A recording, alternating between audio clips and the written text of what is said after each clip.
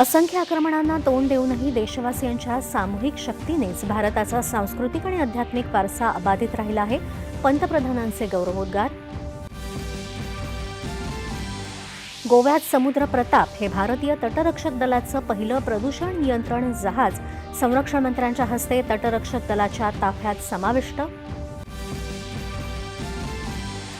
संरक्षण क्षेत्रात आत्मनिर्भरता चैनीची बाब नसून एक धोरणात्मक गरज असल्याचं सांगत संरक्षण मंत्री राजनाथ सिंह यांनी सागरी संरक्षणाचं महत्त्व केलं अधोरेखित. गेल्या 11 वर्षात देशातील इलेक्ट्रॉनिक्स उत्पादनात 6 पटीनं तर निर्यातीत 8 पटीनं वाढ. इलेक्ट्रॉनिक्स मंत्री अश्विनी वैष्णव यांची माहिती.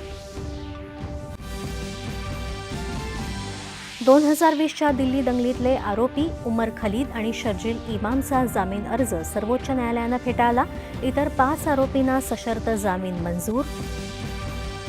महानगरपालिका निवडणुकांच्या प्रचाराला वेग. महायुती सरकार शहरांचा विकास करणारं असून महापालिकेतही युतीला बळ देण्याचं मुख्यमंत्र्यांचं जालन्याच्या सभेत आवाहन. लोकांना भावनेचं नाही तर विकासाचं राजकारण भावतं असं सांगत महायुतीच्या कामाच्या जोरावर मुंबईवर भगवा फडकेल असा एकनाथ शिंदे यांनी व्यक्त केला विश्वास.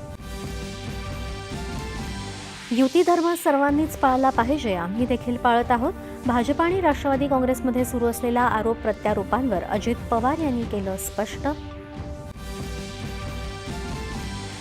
राज्यात स्थानिक स्वराज्य संस्थांच्या निवडणुकांमध्ये सत्ता आणि पैशाच्या बळावर घोडेबाजार होत आहे.